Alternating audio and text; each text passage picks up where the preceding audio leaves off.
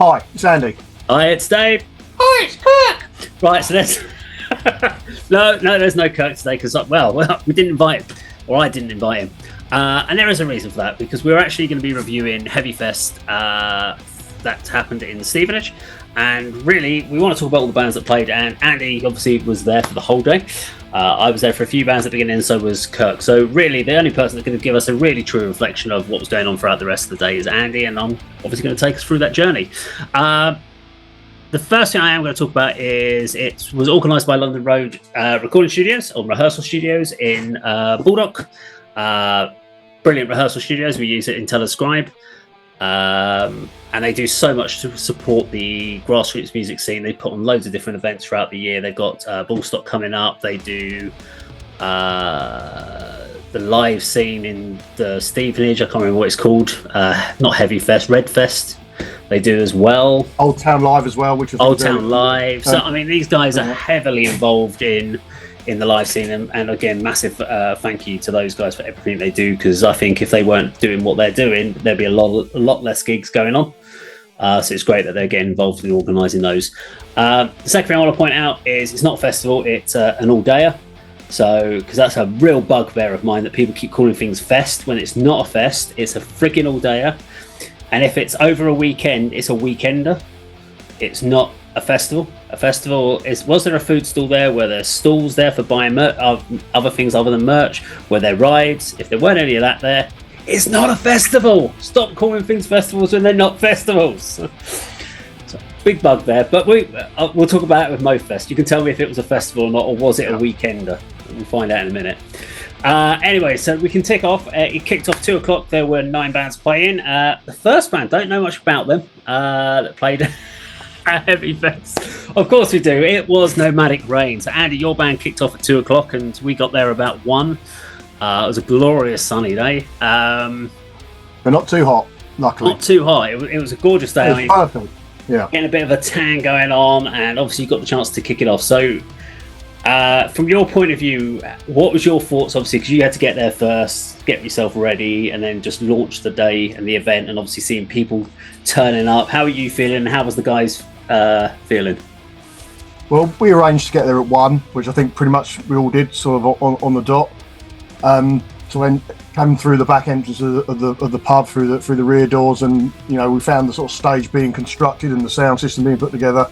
And our drummer Andrew actually got roped into putting the kit together to speed things up, because they did tell us they're a little behind schedule. So we kind of just dumped the gear, sat down in the garden, had a beer, and sort of hung out with you and a couple of other people who had turned up and everything. And it was all very relaxed.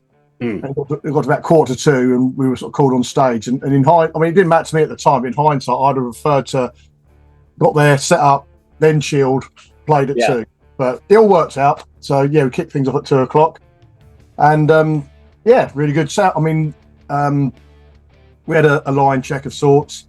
I didn't really have to do much with my levels. My amp came from the previous day's practice, as it was, and it sounded pretty good. A very, very quick test of the sound. I think we played a couple of bars of one song just to get the levels right as a band, and yeah, it sounded really good to me on stage. And people said to me it sounded good out front as well, which was excellent. Because the thing that it caught us off, and I noticed this throughout the few bands that I obviously did see early on, the lack of a compare was something that I did notice was a bit of a, because people were like, oh, are they actually playing, or are they doing their sound check? Because obviously bands didn't get a sound check early on. They were getting on there, plugging in, testing the line, and then normally they're like, are they launching into a song, or are they playing their set? And then no, they are actually playing. And then people started turning around, because there was no one saying, guys, and the next one on the band, and next one on HEAVYFEST is give a big round of applause for, which was kind of something was really missing, I thought, from the day, that would really have helped someone comparing it. I agree. I think that would have been good. But I mean, some bands I think have a start to their show, which you can tell, big roll on the cymbals and some open strumming on the guitar, and the vocalist might let out a roar, and that's the start of the set. We decided not to go with our intro this time. Which I was going to ask, so where was that big 2.5 minute ambient? Yeah, well, we took feedback from you about that from the 6.6 show, so we'll look at that. we decided not to go for the intro. I don't know if we even had an option of having that playing through the system. I don't know, but yeah, you're absolutely right. A compere introducing each band, or maybe it's down to the vocalist job as well in parts, just to sort of say that before the band starts. But yeah, we really enjoyed our set. It went down really well. I enjoyed myself. Always critical of my own performance. I know where I went wrong. Oh no, you didn't. I said yes, I did. I know where I went wrong, where I got a little bit lost, because that's just my sort of staging experience. But yeah, really, another one under the belt. Really pleased. And now every time you play guitar, are you now obsessed with the fact that you keep flipping everyone off on stage? That's just must be my technique. I can't unsee that. I know you pointed that out. Yeah. Perhaps people will see that from the clips, will they? I don't know. That will be in the clip somewhere. Yeah. I have to also say a big well done to your vocalist for the fact that obviously he had a massive issue with his microphone at the beginning, and then obviously he was trying to work out where he was going to come in, and I was sitting and watching you guys because obviously he switched over mic, and that's something that can always throw you off if something goes wrong on stage. Yeah. And especially if you're not the most experienced of having to deal with that, and suddenly you're there on stage, you're going into your first song, microphone's not working, sound guy comes over, swaps him over, and you're like, shit, what do I do? I'm halfway through what should be that first verse. Yeah. Do I start the verse again? And he literally just let it run out and then kicked in where you went into your chorus. So it was well played, and it didn't really seem to throw him. I think he settled back into it, so that was good. So you got to go off stage, and the second band on the day was Black River Dogs, and this was the band that out of all the bands of the day, I was the one I wanted to see, because you got to see them at Heat 2 of Metal to the Masses at Hitchin. Yeah. I didn't get a chance to see it because I was away on holiday, so you did me the favour solid of filming the whole show. And when I saw the clips when I was editing, I was like, damn, this is a band that I could really get into. This is kind of another low-down style band that I really like. And I thought they were great. I thought they had such a cool groove. People were definitely getting starting to sort of come in from the street area, and it's starting to fill up over there. What was your thoughts on them? Yeah, I really enjoyed them at Hitchin earlier this year, and I was looking forward to seeing them again. They had a really, really good sound. For a three-piece, perfect from the guy on vocals and guitar. I thought he did an excellent job. And when he done the occasional solo, his bass player sort of filled the void. It didn't sound like there's anything too missing from the tracks.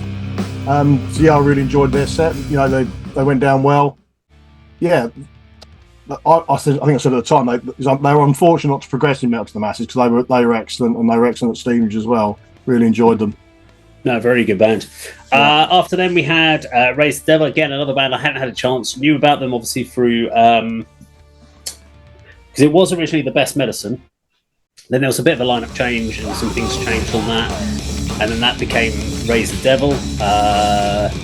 Obviously new from Nick Blues, who's obviously drummer from Cage Fight as well. And I didn't know really what to expect. I hadn't heard anything from them, so when they kind of kicked in, I was like, you've got that groove element, but the vocals were a lot more almost metalcore, hardcore vocals at points in there. So I thought they were really good. What about you? Yeah, I think obviously Raise the Devil a couple of times. Bit of a Hertfordshire supergroup. I can't think who's on bass, but it's obviously G. LaRoche, the mastermind behind Ballstuff on guitar now. James Anson's the vocalist. He's been in bands for years, I believe. He was in Aghast with Nick Blues, who are more sort of death metal. Yes. So James has got a real range of vocal styles and delivery. So he's a really good frontman as well. And Nick Blues, excellent drummer at the back of the stage as well. So yeah, it's not something I'd ever sort of listen to at home, but I really, always enjoy seeing them live. I try, always catch their sets when they're on a bill that I'm attending. So yeah, another really good set. And as I say, I think that they've sort of, stepped up the heaviness a little bit from The Best Medicine. Yeah, definitely. Conscious decision there. The name suggests that as well. They're a bit more, a bit of a heavier sounding name, so heavier sounding group and material. So yeah, it's really good. Them as well. And they're playing on, I think it's the November 7th ADK Present show at the 66 Bar. So yes, interesting then. Go check them out on one of our shows. So after this, I'd left at this point. So next was another band I've seen many, many times, Planet Fatale. What's your opinion of their show? Excellent again. I'm never going to be critical. So I've known these guys for years. Yeah. I've seen them 20 plus times, and one thing I will point out is it doesn't always happen, but the front woman Helen Johnson, she really looked like she's enjoying herself on that afternoon. It doesn't always happen because of various factors. You can tell, although she puts in a really professional performance every single time, you can tell when she's really, really enjoying herself and that time. Playing, as I've said from from recent previous shows, mainly new material from their upcoming second album. Much to the distress of my partner Leslie, who much prefers the older stuff. So it takes a while to get into new tracks. He's saying, "Oh, play the old song from the Cycle Repeats album." But there's always one or two. But airing some brand new tracks, I've heard them all before. But they're all from the upcoming album. Again, as throughout the day, the sound was excellent, and really good performance. And I think everybody was vibing to them as well. Before we go on to the next one, which is Hereward, what was one thing I really liked was the vibe of the day. So up until the point where I was leaving, it was just a very cool vibe. It was actually really nice because there were so many people from different bands from the local scene that weren't even playing. Yeah. I was also very impressed with the amount of people that were playing much later on the bill and were here 3, 4, 5 hours earlier than they were actually playing, which was great to see. Not just like turning up half an hour before their set to play their set. I mean, we saw JB from Sentient. They weren't playing till 10 o'clock at night, and he was there for you when you played at 2 o'clock. I'm like, he's here 8 hours bloody early. He's watching the bands. That's some dedication to the scene there. I didn't realise he was there until sort of probably about this point in the day, sort of Hereward Planet Fatal time. He came up behind me, and he's got short hair. He's lost those luscious long locks, and he was wearing sunglasses. He tapped me on the shoulder and said, "Oh, really enjoyed your set." I said, "Oh, thank you very much." I said, "Who's that?" And he lifted up his glasses. "It's me, JB." And we all did that. I was standing like a metre away from him, and I hadn't seen him all day because of how different he looked from the last time I saw him. But, absolutely right. DC from Hereward was there from the very beginning as well. He was 1 o'clock. I saw him. Yeah. So, and also this for viewers who don't know, this was in a beer garden outside, as I think we've established. But even at the very back, near the front entrance of the pub, the sound was crystal clear. It was really good. It wasn't deafeningly loud at the front, and it was full of clarity and a decent volume right at the back as well. So there were the usual regular Red Lion punters sitting in the garden who would probably prefer not to be on, but I'm sure they were enjoying some of it as well. But yeah, that's what makes playing that place so good, because it's not just the people who are there to see the bands on any given festival, it's the regular punters who happen to be there as well, who sort of make up that audience and makes it feel like it's well attended and well appreciated.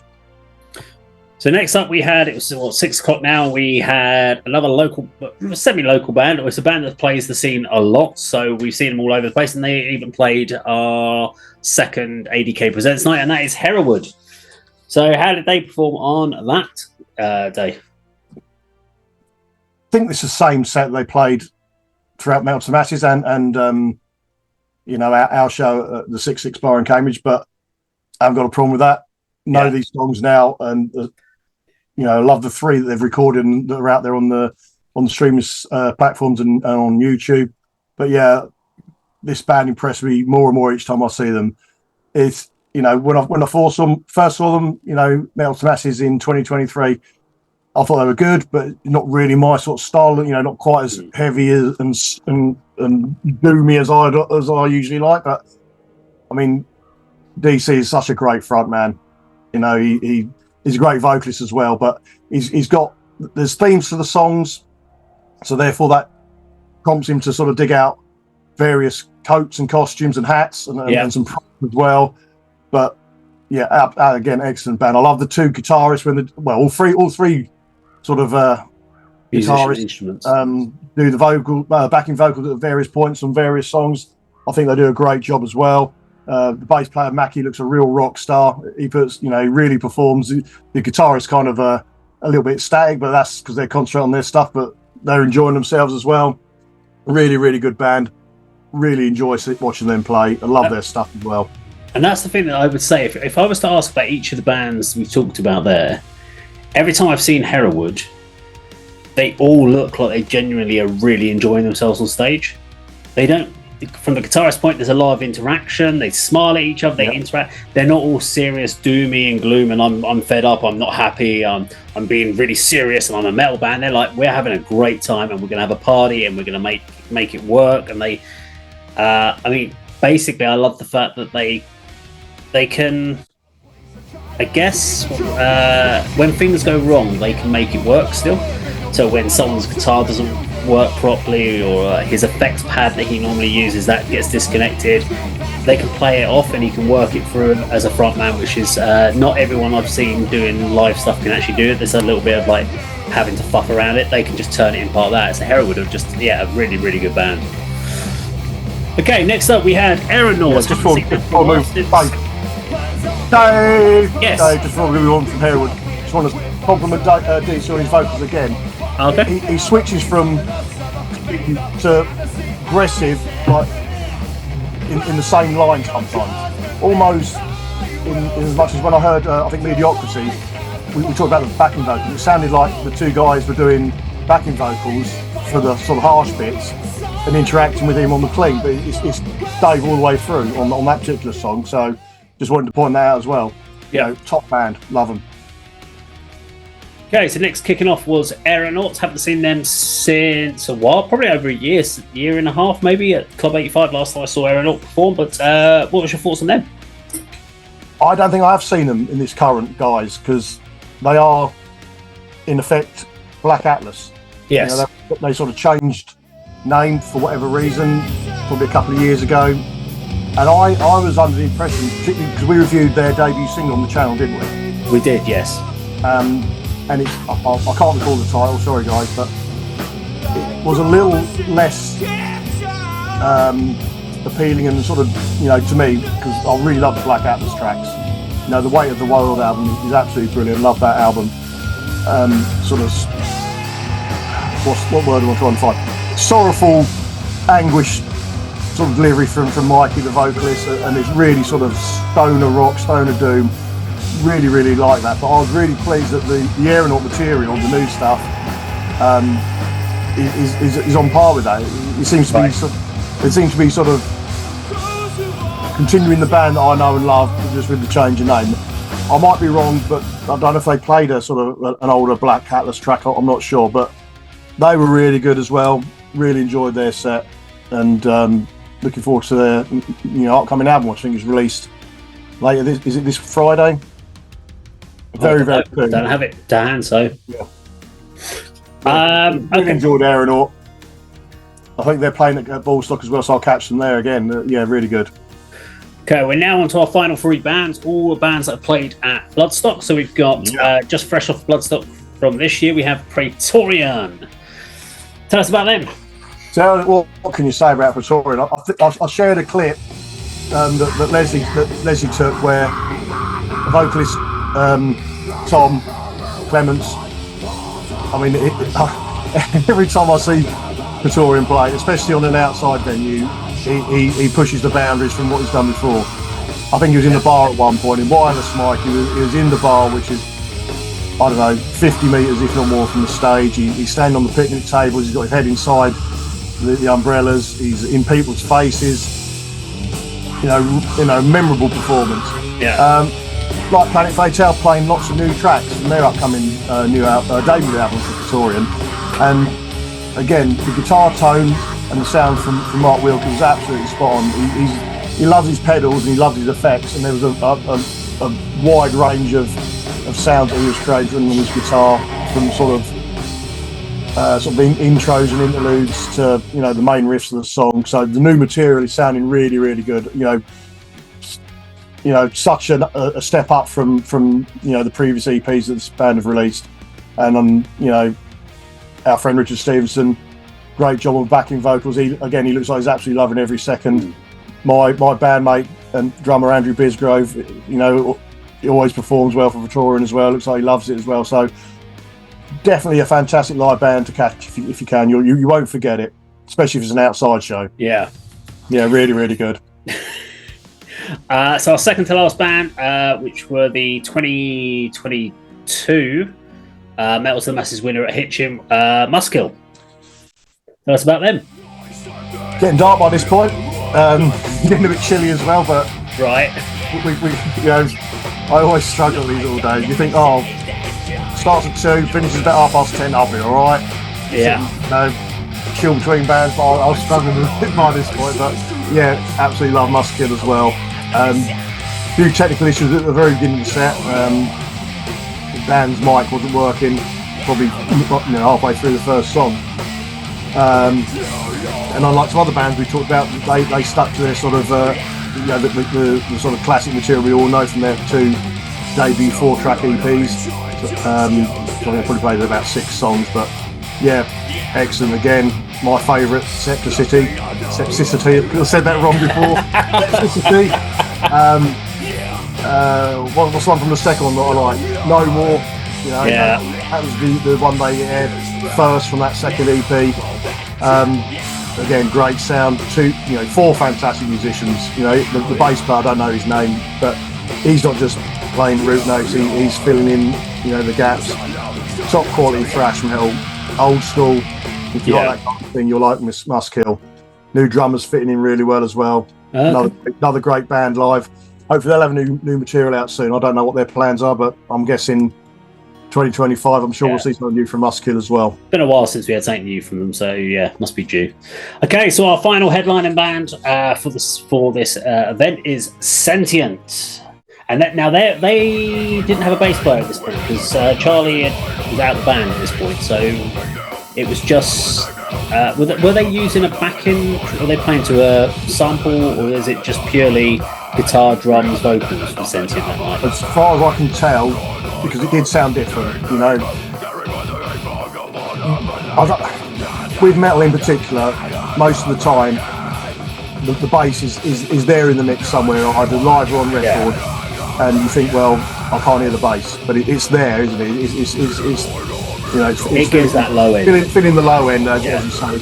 And so it was a noticeably different sound for Sentient. It was absent of the bass. I don't think they filled it in with any backing tracks, or there is a technique where you can do something with the guitar tone and sort of split it, so there is a bass here sound as well. But it was just purely the sort of almost, for me, unique guitar tone that Thomas, plays on his guitar.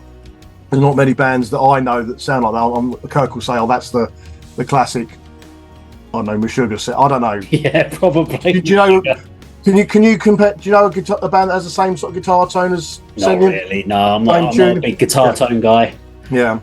So I mean, it didn't distract away from the material. Again, like Planet Fatale and like Praetorian, mainly new tracks. I'm going to admit now, I did have to bail out after 3 songs, but what I did here was obviously absolutely brilliant as always, despite the sort of lack of the bass player. It was great, and crowd were loving it. There's loads of people stuck around, at the end of a very long day, and sending the support they deserve. But yeah, really, really good. I mean, just topped off a great day. I mean, looking at the lineup, I've got the poster in front of me on the floor here. It's like a great lineup. It is a great lineup, yeah. Yeah, didn't want to miss anybody, and I didn't. It was, really, really good show. And as you say, thanks to London Road for putting it on. Great sound all day. Really, really enjoy, and of course for allowing us to have that opening slot, which was originally going to be buried on Sunday. Oh, okay. So that was the original lineup, and I saw a post where it said to be confirmed at the beginning, so I just approached them and said, if you need an opening band, we'd be happy to do it, and I'm really pleased they allowed us to fill that opening slot. It's another gig for my band. Great experience for myself and the other guys, and great festival to be a part of. Sorry, not festival, a great all-dayer to be part of. All-dayer, there you go. All-dayer. You're going to trigger me. Yeah. So, yeah, no, well done to London Road for sorting it out, and just a big well done to all the bands that took part, and obviously for the scene. So, we'd love to know from everyone else, what was your favourite band of the day, and any particular things that happened that we didn't cover. So let us know in the comments down below. But that was our review of HEAVYFEST in Stevenage. Thank you very much for watching.